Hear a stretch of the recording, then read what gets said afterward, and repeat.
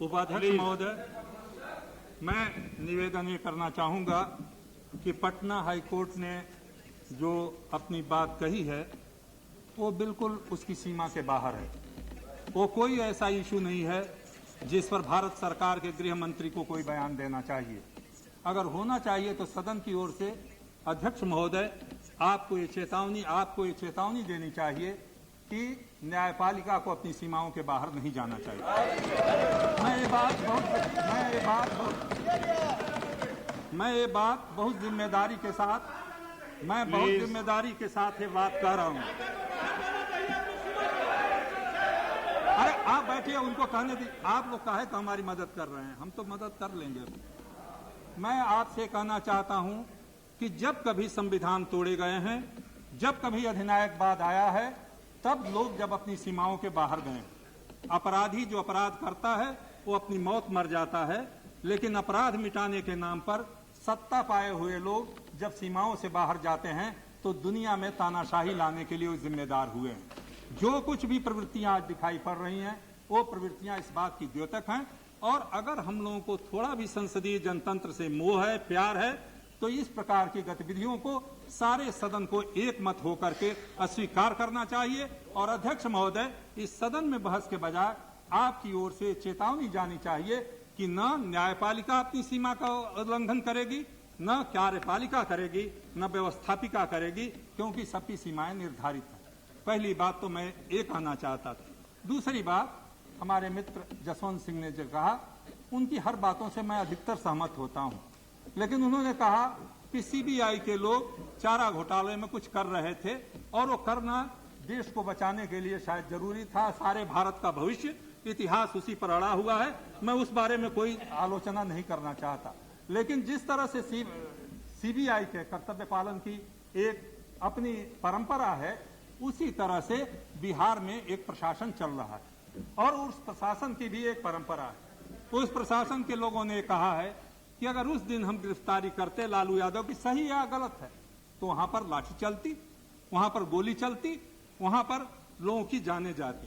क्या प्रशासन को यह अधिकार नहीं था कि उस गिरफ्तारी को 12 घंटे के लिए टाल देता?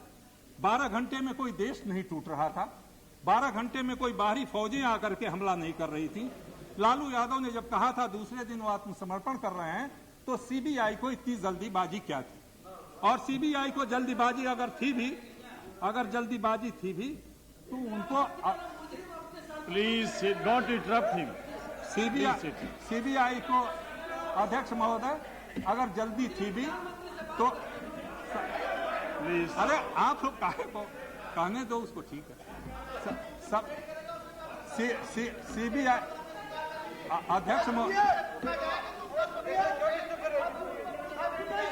अरे भाई चुप रहिए भाई। वो हाँ अध्यक्ष प्लीज लेट हिम से। अरे भाई छोड़िए। अध्यक्ष महोदय, ये भी होता है और प्रशासन को कई बार मुलजिम से पूछना पड़ता है। और इतने जोरों से मत कहिए, अभी महाराष्ट्र में क्या हो रहा है इस बात को भी याद रखे रहिए। यहाँ पर एक दो नहीं दो वर्षों से हमारे मित्र प्रमोद महाजन है। अरे छोड़िए, कानून हमको मत बोलिए। प्रमोद महाजन जी यहाँ बैठे हुए हैं, वहां भी आईपीसी और सीआरपी है और गिरफ्तार करने में कितने पैर ठंडे हो रहे हैं मुझे मालूम है। ये सब बहादुरी की बातें हमारे सामने मत किया थी। मैं अध्यक्ष महोदय कहना चाहता हूं, पूछा भी जाता है कभी कभी, लोगों की जान अगर बचानी है, अगर देश को अराजकता से या किसी क्षेत्र विशेष को अराजकता से बचाना है, तो प्रशासन को कभी कभी ऐसे समझौते करने पड़ते हैं। और इसमें कोई भूल वहां के प्रशासन ने नहीं की है, वो प्रशासन ने सही काम किया। अध्यक्ष महोदय, लेकिन अगर हाई कोर्ट ने ऐसा कहा कि आर्मी बुलाओ और वो भी सीबीआई को कहा, तो इससे जघन्य अपराध और कोई नहीं हो सकता। मुझे इस बात की प्रसन्नता है कि हाई कोर्ट के लोग कह रहे हैं कि हमने कोई ऐसा आदेश नहीं दिया है। अगर ये बात सही है तो हाई कोर्ट ने ठीक काम किया है। लेकिन अध्यक्ष महोदय, सीमाएं अब पार हो जाएंगी और जुडिशियल एक्टिविज्म के नाम पर जितनी दूर तक न्यायपालिका जा रही है उसको रोकना न्यायपालिका ही का काम है। मैं सर्वोच्च न्यायालय के मुख्य न्यायाधीश महोदय से अगर मेरा निवेदन उन तक पहुंच सके कि वो भी कुछ करें, हर सवाल को संसद पर न छोड़ दें। न्यायपालिका पर अनुशासन रखना, उस पर नियंत्रण रखना उनका भी कर्तव्य होता है। हर समय अगर सदस्यों को कहा जाएगा सम्मान की रक्षा करो न्यायपालिका की, तो व्यवस्थापिका की रक्षा कौन करेगा? इसके लिए अध्यक्ष महोदय आप हैं, हमारे स्पीकर महोदय हैं, इसलिए इस पर भी कुछ ध्यान देना चाहिए। हर बात में अपराधी है सरकार, चाहे वो बिहार की सरकार हो चाहे केंद्र की सरकार हो। हमारे मित्र इंद्रजीत गुप्ता जी काफी हिम्मत के साथ गृह मंत्री होते हुए भी विरोधी पक्ष का निर्वाह करते हैं, लेकिन उनकी बातों से भी संतोष नहीं है लोग।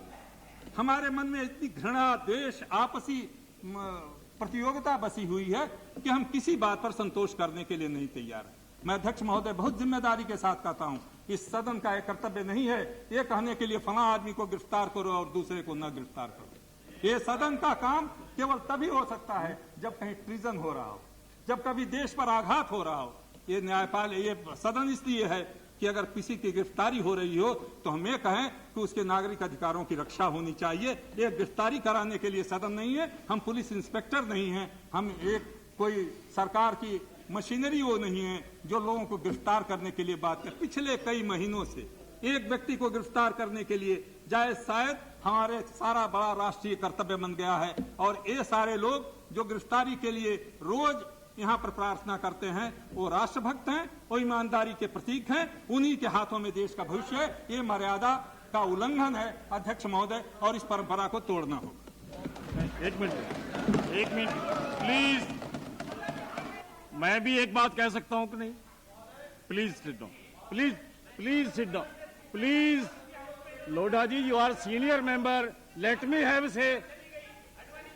आई एम सॉरी लोढ़ा जी, मुझे तो कहने की इजाजत दीजिए। चाहिए इसी हाउस में इन्होंने कहा था, रिकॉर्ड पर आप बैठिए प्लीज। इन्होंने कहा चौहान साहब आपकी बंदूक कहाँ है, आप अडवाणी जी गिरफ्तार क्यों नहीं करते हो? आज वो लालू प्रसाद, मुझे भी कोई कहने की इजाजत नहीं है। लालू प्रसाद को बचाने के लिए कह रहे हैं, रिकॉर्ड के ऊपर है, इट इज ऑन रिकॉर्ड। आज वो कह रहे हैं लालू प्रसाद को बचाओ, लालू प्रसाद को बचाने के लिए आए, उस समय में अडवाणी जी को गिरफ्तारी के लिए आप कह रहे थे गुप्ता जी आपकी बंदूक कहाँ है? लोढ़ा साहब आपकी बंदूक कहाँ है?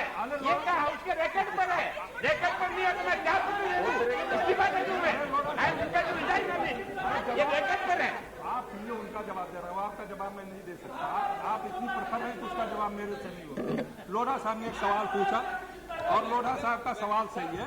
अगर नहीं सुन लीजिए, व्यक्तिगत द्वेष वाली बात दूसरों पर कर रहे हैं, बंदूक का नहीं, नीतीश जी बैठिए। बड़े आदमी के साथ व्यक्तिगत द्वेष वाली बात आप ही लोगों से लोग सीख रहे हैं। नीतीश जी, व्यक्तिगत नीतीश जी बैठिए, सीख रहे हैं। नीतीश जी बैठिए। गोयल साहब,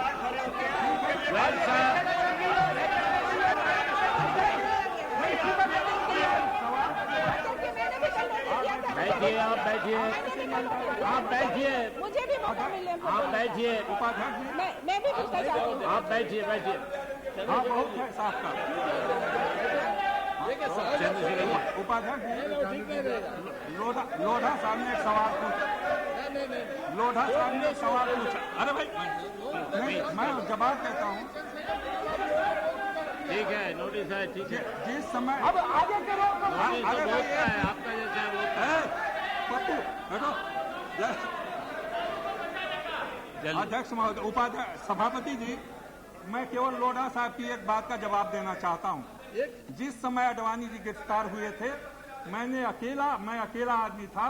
जैसे मैं कहा था कि अडवाणी जी को गिरफ्तार करना अनुचित है, न्याय के खिलाफ है, और मैंने सार्वजनिक बयान दिया था और अडवाणी जी के घर जाके कहा था। वो एक बात है, इसको याद।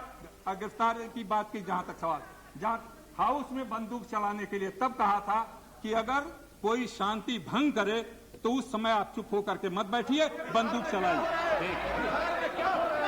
सोमनाथ चटर्जी।